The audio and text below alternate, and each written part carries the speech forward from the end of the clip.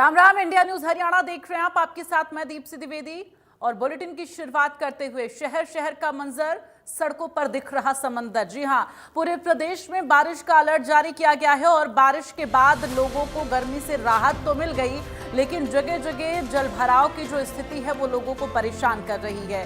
बारिश के बाद सड़कों पर लंबा जाम देखने को मिल रहा है। मौसम विभाग ने आज पूरे हरियाणा में झमाझम बारिश की संभावना जताई है। 7 जिलों के अधिकतर एरिया में बारिश होगी, जबकि 15 जिलों में कहीं कहीं बरसात हो सकती है।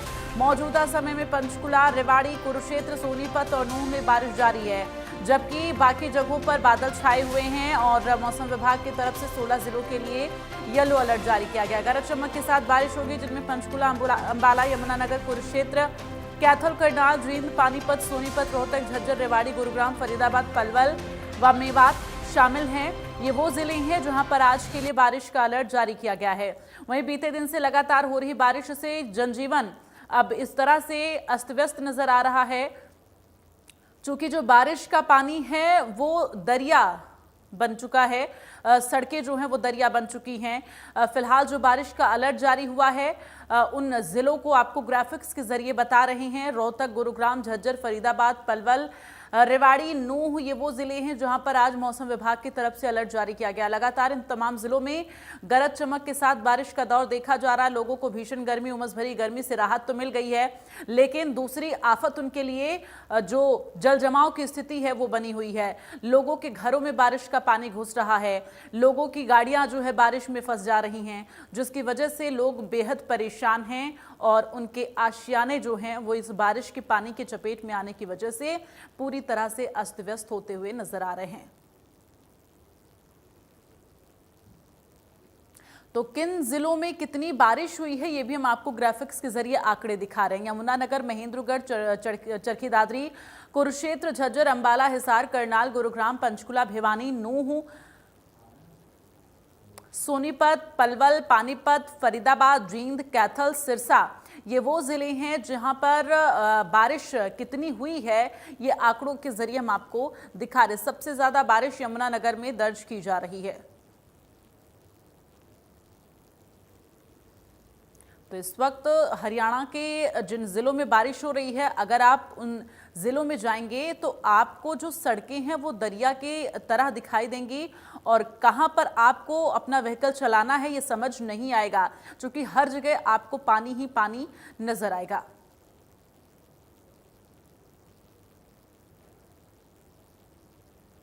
आगे बढ़ते हुए बात करेंगे, बारिश के बाद से गुरुग्राम में जलभराव ने आफत बढ़ा दी है लोगों की। लोगों को आने जाने में दिक्कतें हो रही हैं। हमारे सहयोगी की ये खास रिपोर्ट देखिए। साइबर सिटी गुरुग्राम में हुई देर शाम बारिश से पूरा शहर जलमग्न हो गया है। इस समय मैं मौजूद हूं गुरुग्राम के सेक्टर 31 के इलाके में, जो कि ये पोश इलाका कहा जाता है, और यहाँ पर भी जो पानी है वो फिलहाल 2 से 3 फीट पानी भरा हुआ है। हालांकि देर शाम ये तस्वीर 4 से 5 फीट तक थी, लेकिन कुछ पानी जरूर कम हुआ है, लेकिन अभी भी स्थिति जो की तो है। इस समय आप जो लोग देख रहे हैं बिल्कुल पानी से होकर ही अपने स्थान पर जा रहे हैं। सुबह सुबह की ये तस्वीरें हैं जहां पर लोग जो है हाथ हिलाते हुए जरूर नजर आ रहे हैं, लेकिन इसी पानी से होते हुए उन्हें अपनी नौकरी पर जाना पड़ रहा है। और गुड़गांव को मिलेनियम सिटी, साइबर सिटी कहा जाता है, लेकिन बेहद तस्वीर ये आप देख सकते हैं कि किस तरह की मिलेनियम सिटी है, ये किस तरह की साइबर सिटी है, वो इस समय अंदाजा लगाया जा सकता है। क्या कहेंगे इस पानी के जल भराव को लेकर? देखिए, इस समय आप देख सकते हैं कि ट्रैक्टर जो है वो इस समय निकल रहा है, और ट्रैक्टर से आप अंदाजा लगा सकते हैं कि जो पानी है, पानी कितना दिख रहा है पूरे शहर में आज। बहुत पानी दिख रहा है सर। हाँ। वो पानी दिख रहा है सर, और बड़े ट्रैक्टर भी घूम रहे हैं पल्ली तरफ। तो कहाँ कहाँ गाड़ियाँ फंसी हुई है देखा आपने? गाड़ी 40 की बत्ती में फंसी पड़ी है, एक 31 की में फंसी पड़ी है गाड़ी। शहर पूरे कहाँ होके आए हैं पूरे शहर में आप? 40 में बत्ती में आया हूँ, 31 में एक आया हूँ। तो हर जगह जल भराव, हर जगह जल भराव। देखिए आप देख सकते हैं इस समय हर जगह जो है जल भराव की स्थिति नजर आ रही है। आप इस समय ये देख सकते हैं कि 4 मंजिला जो मकान है वो बना हुआ है, काफी खूबसूरत आपको नजर आ रहा होगा। लेकिन इस समय जो इसका बेसमेंट है वो आप देख सकते हैं कि बेसमेंट के अंदर पूरा के पूरा पानी जो है इस समय भरा हुआ है। अंदर गाड़ियां जरूर खड़ी हुई हैं और गाड़ियों पानी में जो है वो इस समय डूबती हुई यहाँ पर दिखाई दे रही है। पूरा बेसमेंट जो है इस समय पानी से भरा हुआ दिखाई दे रहा है। इन खूबसूरत इमारतों को बाहर से तो आपको ये बहुत अच्छी लगती होंगी, लेकिन अंदर की स्थिति जब आप देखेंगे तो बेहद चौंकाने वाली यहाँ पर सामने आई है। इस तरह की एक तस्वीर ये गुड़गांव की नहीं है। गुड़गांव का हर वो इलाका जो पोश इलाका है, चाहे वो गोल्फ कोर्स रोड कहें, सेक्टर 56 कहें, सेक्टर 46 कहें, साइबर सिटी कहें, शंकर चौक के पास कहें, एमजी रोड कहें, हर जगह पानी की इसी तरह जो तस्वीरें हैं वो सड़कों पर नजर आ रही हैं। पूरा शहर इस समय जलमग्न होता हुआ दिखाई दे रहा है। फिलहाल ये तस्वीरें इसी तरह की हम आपको गुड़गांव के हर वो इलाके की दिखा रहे हैं और कुछ लोगों से हम बातचीत करने की कोशिश करते हैं। क्या कहेंगे, आज गुड़गांव पूरा जल भराव से नजर आ रहा है? एकदम प्रॉब्लम तो हो रही है बहुत ज्यादा। अभी तो पैदल जाना पड़ रहा है कैब के लिए भी, और कैब भी नहीं मिल रही। प्रॉब्लम तो सबसे ज्यादा यही है। तो मैं बोलना चाहूंगा कि कैब्स बढ़नी चाहिए गुड़गांव में। और ये ड्रेनेज का सिस्टम तो खराब है ही। अच्छा, कोई कैब नहीं मिल रही, आप कैब कर रहे हैं? नहीं, अभी एक मिली है तो मैं इसलिए जल्दी में हूँ, बट उसके लिए मेरे को दूसरे गेट तक जाना पड़ रहा है। अच्छा, कहाँ कहाँ इस तरह की समस्या आपको दिख रही है? आप कहाँ से आ रहे हैं? मैं तो इधर ही रीचा एटलांटिक में ही रहता हूँ। तो मैं अभी तो ये जल भराव की स्थिति कहाँ कहाँ आप देख रहे हैं इस तरह की? ये मेदांता वाली साइड काफी है। उधर मेरा ऑफिस है तो उधर बहुत ज्यादा प्रॉब्लम थी, एंड इधर तो मतलब काफी ज्यादा ही है। आप इस बेसमेंट में आप देख रहे हैं, ऊपर बहुत मंजिला इमारत आपको खूबसूरत नजर आ रही है, लेकिन इस तरह की तस्वीरें आप देख रहे हैं, क्या कहेंगे आप?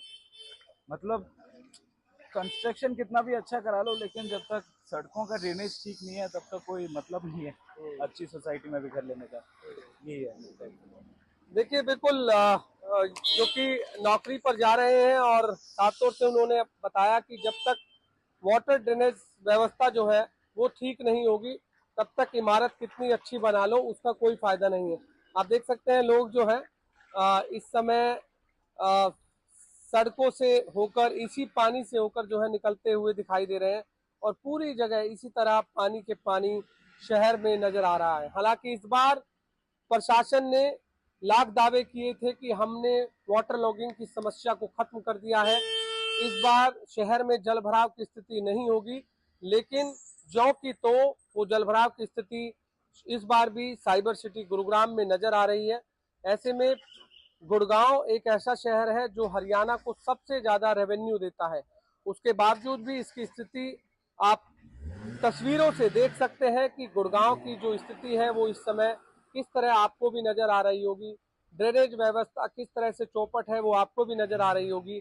अभी भी सड़कों पर 3 से 4 फीट जो पानी है वो भरा हुआ नजर आ रहा है।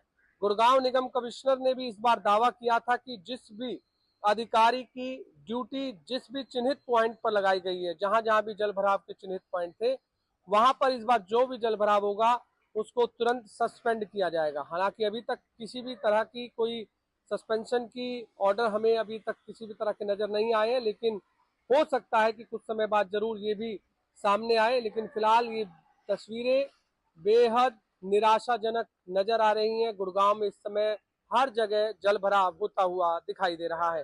कैमरामैन इंदर के साथ गुलशन ग्रोवर, गुरुग्राम। तो बारिश के बाद फरीदाबाद में भी जगह जगह जलभराव देखने को मिल रहा है। देखिए हमारे सहयोगी की खास रिपोर्ट। फरीदाबाद में देर शाम से हो रही मूसलाधार बरसात से एक तरफ जहां गर्मी से लोगों को राहत मिली है, तो वहीं काफी लोगों के लिए ये बरसात आफत बनकर भी आई है।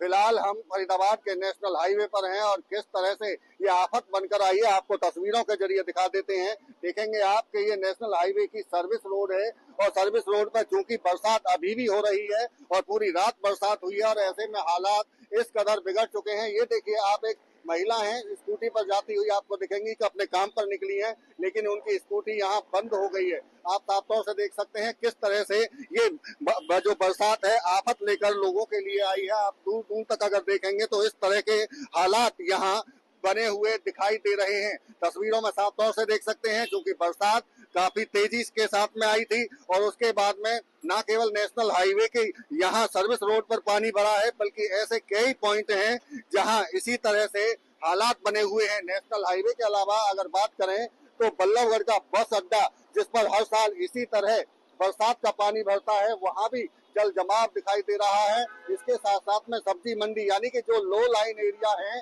वहाँ पूरी तरह से वो जलमग्न दिखाई दे रहे हैं। क्योंकि दावा जरूर किया गया है कि 75% तक फरीदाबाद में पानी निकासी का काम हुआ है, लेकिन अभी भी कई ऐसे पॉइंट बचे हैं जहाँ इसी तरह के हालात बने हुए हैं। हालात को स्थिति से निपटने के लिए अधिकारियों की टीम बनाई गई है। खुद डीसी की तरफ से निगरानी की जा रही है। अलग अलग जो डिपार्टमेंट हैं उनकी कोऑर्डिनेशन कमेटी के माध्यम से आप देखेंगे। देखिए महिला, क्योंकि अभी उनकी स्कूटी नहीं निकली है, यहाँ से महिला को आप दिखा सकते हैं कि कैसे अब उन्हें यहाँ से निकलने में मुश्किल हो रही है। और इसी मुश्किल को देखते हुए अब ये ऐसे तमाम लोग हैं, ऑटो बंद हो रहे हैं, कई लोगों की गाड़ियां पानी में बंद हो रही हैं। तो ये हालात यहाँ बने हुए हैं। आप तस्वीरों में साफ तौर से देख सकते हैं कि ये सर्विस रोड बल्लभगढ़ पर नेशनल हाईवे की है। यहाँ जो ट्रैफिक है वो भी काफी स्लो हो चुका है और ऐसे में कई बार जाम लगने जैसी भी स्थिति यहाँ बन रही है। आप देखिए, मदद के लिए एक व्यक्ति को स्कूटी निकालने के लिए बुलाया गया है, क्योंकि महिला की स्कूटी बंद है और मदद के लिए एक व्यक्ति पहुंचे हैं। वो कोशिश यही है कि महिला निकाला जाए इनको, क्योंकि बरसात इतनी तेज है और पानी का जल भराव इतना तेज है, उससे निपटना प्रशासन के लिए भी अब एक चुनौती इसे माना जा सकता है। क्योंकि शुरुआत अभी मानसून की हुई है, आने वाले दिनों में ये जो हालात हैं और ज्यादा खराब होने की स्थिति होगी। लेकिन क्योंकि दावा यही किया जा रहा है कि ज्यादा से ज्यादा ऐसे पॉइंट चिन्हित किए गए हैं जहां जल भराव की स्थिति थी, उनमें से काफी हद तक उस पर समस्या से निजात भी पाली गई है। लेकिन अभी भी कई ऐसे पॉइंट हैं जहां काम करने की जरूरत है। क्योंकि जो सर्विस रोड जो नेशनल हाईवे की है, पानी की निकासी के लिए ड्रेनेज सिस्टम तो है, लेकिन उसको कनेक्ट करने का अभी कोई रास्ता नहीं दिख रहा है। इसी के चलते इस तरह के नेशनल हाईवे पर हालात बने हुए हैं। तो साफ तौर से देख सकते हैं, अगर लगातार इसी तरह से बरसात होती रही तो ये लोगों के लिए और ज्यादा आफत लेकर आएगी। फरीदाबाद से देवेंद्र कौशिक, इंडिया न्यूज। वहीं रेवाड़ी में भी झमाझम बारिश के बाद जलभराव की स्थिति देखने को मिल रही है। शहर में 17 पॉइंट्स पर जलभराव देखने को मिला। रेवाड़ी नागरिक अस्पताल के अंदर पानी घुसता हुआ नजर आया, जिसके बाद से तैयारियों पर सवाल खड़े हो रहे हैं। रेवाड़ी में लगातार उमस भरी गर्मी से लोगों को राहत मिली है। 1 घंटे से लगातार बारिश देखी जा रही है। वहीं कई जो लो लाइन एरिया थे उसमें जल भराव की स्थिति भी सामने आ रही है। लगातार हो रही बारिश से बता दें कि रेवाड़ी में करीब 17 जगह जल भराव की स्थिति है। इसमें धारू एडाचुटी की बात कर ले, बीएमजी मॉल के पास बात कर ले, या फिर सेक्टर 3 या फिर मॉडल बाल भवन के पास, तमाम ऐसे एरिया है जहाँ पर जल भराव की स्थिति देखी जा सकती है। आपको बता दें कि जिस तरह से पिछले दिन हमने बारिश में देखा था, जल भराव की स्थिति से लोगों को बेहद मुश्किलों का सामना करना पड़ा था। एक बार फिर से आज जिस तरह से तेज बारिश हो रही है, कहीं ना कहीं परेशानियां बढ़ाने वाली है। लगातार पिछले काफी देर से लगातार बारिश हो रही है, उसका असर ये हुआ कि लो लाइन एरिया में जल भराव की स्थिति सामने आ गई है। बात करें रेवाड़ी का नागरिक अस्पताल, जो कि बेहद महत्वपूर्ण लोकेशन है, यहाँ पर जल भराव की स्थिति देखी जा रही है। इसके अलावा रेलवे लाइन, नई बस्ती, तमाम वो इलाके हैं जहाँ पर जल भराव की स्थिति लगातार भारी बारिश, क्योंकि मौसम विभाग की ओर से भी पहले से ही बता दिया गया था कि 9 व 10 जुलाई को बारिश हो सकती है और अनुमान के मुताबिक शाम को बारिश हो, लगातार बारिश हो रही है। हम आपको बता दें कि रेवाड़ी में प्रशासन की ओर से लगातार जो सफाई के लिए कहा गया था, टेंडर भी दिए गए थे, लेकिन अमूमन जैसा कि होता आया है, एक बार फिर से जैसे ही बारिश हुई, तमाम दावों की पोल खुलती हुई दिखाई दे रहा है। तमाम दावे किए जाते हैं कि इस बार जल भराव की स्थिति नहीं होगी, लेकिन ये दावे महज कागजी बनकर रह जाते हैं। स्थानीय निकाय मंत्री उनकी ओर से आदेश, मुख्यमंत्री की ओर से आदेश दिए गए, लेकिन अधिकारियों के खानों पर जो नहीं रही थी, उसका असर यह होता है कि जल भराव की स्थिति से लोगों को सामना करना पड़ता है। कई बार हमने देखा था कि प्राचीन हनुमान मंदिर तक में पानी भर गया था। वहीं एक वार्ड के नए घरों में भी पानी भरने की बातें सामने आई थी। ऐसे में समझा जा सकता है जैसे ही तेज बारिश होती है तमाम दावों की पोल खुलती हुई दिखाई देती है।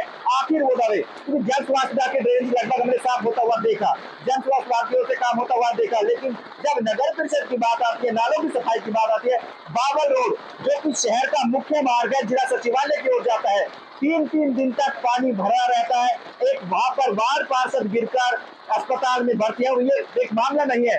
ऐसे अनेक लोग हैं जो जलभराव की स्थिति के चलते क्योंकि शहर में गड्ढे तक नहीं भरे गए और उसका खामियाजा रेवाड़ी शहर के लोगों को भुगतना पड़ा है। क्योंकि बारिश होते गड्ढे दिखाई नहीं देते, उसके चलते लोग गड्ढे में गिरने के चलते घायल होते हैं और एक बार फिर से वैसी ही स्थिति देखी जा सकती है। लेकिन इतना जरूर कहेगा, जिस तरह से आज बुधवार की शाम को तेज बारिश हुई, आप देख सकते हैं हम बारिश के बीच में खड़े हो, तेज बारिश कहीं न कहीं जहाँ गर्मी से राहत मिली है, लेकिन ये राहत भरी बारिश कहीं न कहीं आफत लेकर भी आई है।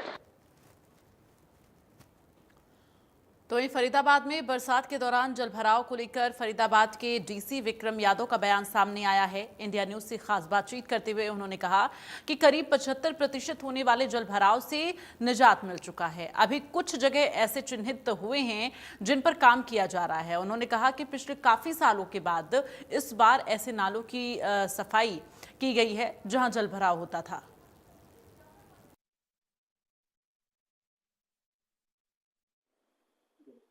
मानसून की बरसात शुरू हो चुकी है और ऐसे में फरीदाबाद में प्रशासन और यूएलबी मिनिस्टर विपुल गोयल की तरफ से दावा किया गया है कि 75% समस्या का समाधान कर लिया गया है, लेकिन 25% अभी ऐसी चुनौती बनी हुई है जिस पर लगातार प्रशासन काम कर रहा है। आखिर कौन सी ऐसी वो जगह बची हैं जिन पर आने वाले दिनों में काम किया जाना है। हमारे साथ में चूंकि फरीदाबाद के डीसी खुद कोऑर्डिनेशन कमेटी की निगरानी कर रहे हैं, डे टू डे विजिट निगरानी हो रही है, उसकी बात कर लेते हैं। सर, क्योंकि लगातार आप देख रहे हैं जो काम हुआ बरसाती पानी की निकासी को लेकर, क्या स्थिति है फिलहाल जिले की? अभी जैसे कि मानसून आ गया है पूरे भारतवर्ष में ही, तो अगर आप देखेंगे जो पहले जहाँ पे जो हमारे मेजर पॉइंट्स थे, मेजर चौक पॉइंट्स थे, और अब की बार वहाँ पे फर्क देखने को मिलेगा। जैसे अगर हम बात करें जो हमारे अंडरपासेस हैं, चाहे एनएचपीसी वाला अंडरपास हो, तो अब की बार 2-3 बारिश जितनी भी आई है तो उसमें पानी नहीं भरा है। साथ ही जो हमारा ओल्ड अंडरपास है, तो उस पर जो अंडरपास का काम है वो हमने पूरा कर दिया, परंतु पीछे से सीवर लाइन में थोड़े से इशू होने की वजह से उसमें से पानी आ रहा है, तो थोड़ा सा पानी उसमें देखने को मिला और वो भी तुरंत की तुरंत ही पानी वहाँ से निकाला गया। क्योंकि उसमें हमने इंटर डिपार्टमेंटल कई एजेंसीज के साथ में कोऑर्डिनेट करके, चाहे रेलवेज के साथ में हो या फिर बाकी एनएचएआई के साथ में हो, तो उन सभी से कोऑर्डिनेट करके वहाँ पे उसकी जो समस्या थी, जो मेजर समस्या थी, कई सालों से जो इशू बना हुआ था, तो उसको हमने रिजोल्व करवाया। इसके साथ ही बाकी भी अगर आप देखेंगे जो कई सेक्टर्स हमारे थे या कई पॉइंट्स ऐसे थे जिसमें काफ़ी टाइम से अगर मैं कहूँ सफाई नहीं हुई थी, तो वो अब की बार युद्ध स्तर पे हमने वो सफाई करवाई है। तो इससे असर काफ़ी पड़ा है, परंतु कुछ काम होने को बाकी है, तो उस पर भी हम लगे हुए हैं। साथ ही जितने हमारे सीनियर अधिकारी हैं, तो एचसीएस अधिकारी हो गए, तो उनको भी हमने ड्यूटी पे लगाया, तो वो सारे भी पूरा एरिया और डिस्पोजल जितने हैं हमारे, उनको मॉनिटर कर रहे हैं। चाहे तैयारी के टाइम की बात हो या फिर अब जो मानसून आ गया है तब मानसून में उनके ऑपरेशनलाइज करने की बात हो, तो वो सारा देख रहे हैं यहाँ पे।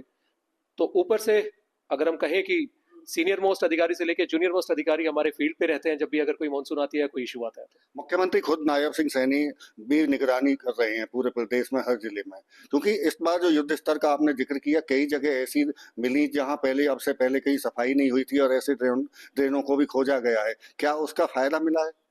बिल्कुल जी, आप देखेंगे, आप खुद भी प्रत्यक्ष रूप से देखेंगे फील्ड में कि जो नाले काफ़ी टाइम से हमारे साफ नहीं हुए थे, या अगर मैं कहूँ कि जो काफ़ी डीप नाले थे और पूरी तरीके से 100% चौक थे वो, तो अब की बार हमने उनको पूरी तरीके से साफ करवाया और ये कार्य हमारा चलता रहेगा, आगे भी चलता रहेगा।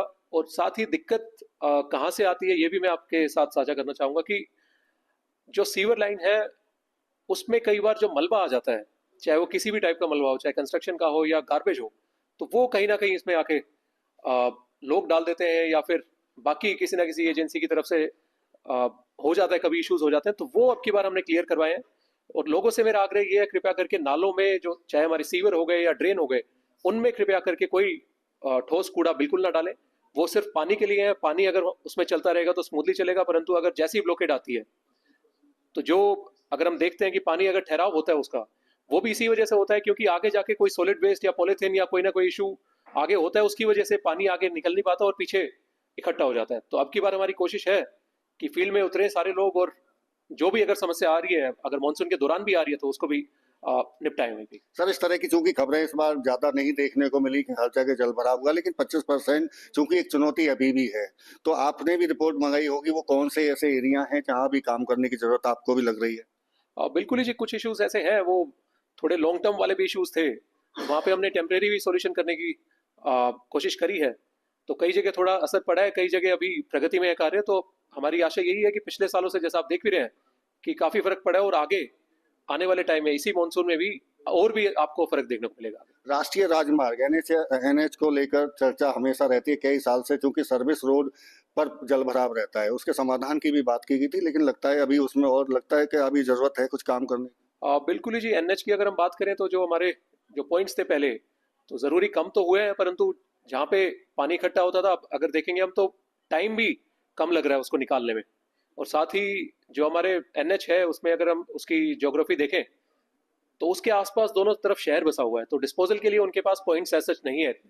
तो वो हमने कोशिश करी थी कि एफएमडी और एमसीएफ से बात करके जो हमारे जो दिल्ली बॉम्बे हाईवे है वहाँ पे जो हमारे डिस्पोजल है, तो उनकी क्षमता बढ़ा के और वो लाइंस क्लियर करवा के और उनको जल्दी से जल्दी उस वहाँ का एनएचआई का जो पानी है, मथुरा रोड का जो पानी है, उसको निकाल पाए। तो वो कोशिश जारी है। कुछ फायदा या कुछ जो है सॉल्यूशन हुआ है, कुछ चीज़ों का बचा है, वो अभी जल्दी उनका भी हो जाएगा। सर, एक आखिरी सवाल है, चूंकि बरसात के दिन है, कई जगह गड्ढों में पानी भर जाता है और अंधेरे की वजह से या कोई हादसा होने का हमेशा डर बना रहता है, तो उनकी बैरिकेटिंग या कुछ इस तरह के प्रबंध करने के आपकी तरफ से कोई आदेश या निर्देश? बिल्कुल ही, सभी डिपार्टमेंट्स को कंसर्न को कह दिया गया है, चाहे वो अंडर कंस्ट्रक्शन साइट्स हो या वैसे भी जो अगर कोई ऐसे पॉइंट्स हों कि जहाँ पे आगे जाके रोड की साइड में गड्ढा है अगर, या फिर जो कंस्ट्रक्शन जहाँ पे चल रही है बीच में डिवाइडर पूरा नहीं हुआ है, तो वहाँ पे बीच में पानी जब अगर भर जाता है तो पता नहीं चलता कि पानी कितना है और ज़मीन कितने नीचे है। तो इन सभी जगह लोगों को कहा गया है कि अपने बैरिकेडिंग कर लें, और साथ ही अगर भर पाए तो उसको भर भी लें, कि ताकि लोगों को असुविधा कम से कम झेलने को मिले। बिल्कुल, ये थे हमारे साथ में डीसी विक्रम यादव, जो बता रहे हैं कि किस तरह से जल भराव से निपटने के लिए काम किया गया। जहां कुछ जगह बची हैं उन पर भी लगातार काम किया जा रहा है, रोजाना उसकी मॉनिटरिंग भी की जा रही है। फरीदाबाद से देवेंद्र कौशिक, इंडिया न्यूज। गुरुग्राम में बारिश के बाद जलभराव भी देखने की स्थिति लगातार देखने को मिल रही है। बस स्टैंड पर क्या हाल रहा, हमारे सहयोगी की रिपोर्ट देखिए। साइबर सिटी गुरुग्राम में मानसून की पहली ही बारिश ने पूरे शहर में पानी पानी कर दिया है और हर जगह जलभराव देखने को मिला है। और इस समय हम मौजूद हैं गुरुग्राम के बस स्टैंड पर, जिसे साइबर सिटी मिलेनियम सिटी का बस स्टैंड कहा जाता है। और उसकी ये तस्वीर भी आप देख सकते हैं कि किस तरह से पूरे बस स्टैंड पर इस समय पानी ही पानी यहाँ पर नजर आ रहा है। और जो बच्चे हैं वो स्विमिंग पूल की तरह इसमें नहाते हुए दिखाई दे रहे हैं। आप साफ तौर से देख सकते हैं कि इस समय ये साइबर सिटी गुरुग्राम के बस स्टैंड की ये तस्वीर है, जहां पर बच्चे जो है इसमें स्विमिंग पूल की तरह नहाते हुए यहाँ पर नजर आ रहे हैं। हालांकि यात्री इस समय कोई भी इस समय बस स्टैंड पर नजर नहीं आ रहा है, क्योंकि हर जगह इस पूरे बस स्टैंड पर जलभराव ही जलभराव दिखाई दे रहा है। ये साइबर सिटी गुरुग्राम का बस स्टैंड है, जो कि आप देख सकते हैं इस समय एक तरह से नदी यहाँ पर नजर आ रही है। ना ही कोई सड़क नजर आ रही है, ना ही कोई इस समय कहीं यात्री नजर आ रहे हैं। और इस समय जो बसें हैं वो भी सिटी बसें हालांकि यहाँ पर जरूर खड़ी हुई हैं और अपने समय पर जो है यहाँ से निकलती हैं। फिलहाल ये तस्वीरें आप गुरुग्राम के बस स्टैंड की देख रहे हैं। कोई भी यात्री यहाँ पर नजर नहीं आ रहा है कि हम किसी भी यात्री से बात करने की कोशिश कर सकें, लेकिन फिलहाल कुछ बच्चे जरूर हैं यहाँ पर नहाते हुए जरूर इस स्विमिंग पूल में नजर आ रहे हैं। एक तरीके से आज साइबर सिटी गुरुग्राम में कई ऐसे इलाके हैं जहां पर स्विमिंग पूल बने हुए हैं और कई तस्वीरें भी सामने आई हैं जहां पर नहाते हुए जो बच्चे हैं या लोग हैं वो दिखाई दिए। फिलहाल इसी तरह से एक तस्वीर गुड़गांव के बस स्टैंड की, जहां पर एक बच्चा इस समय स्विमिंग पूल की तरह इस पूरे बस स्टैंड पर नहाता हुआ यहाँ पर दिखाई दे रहा है।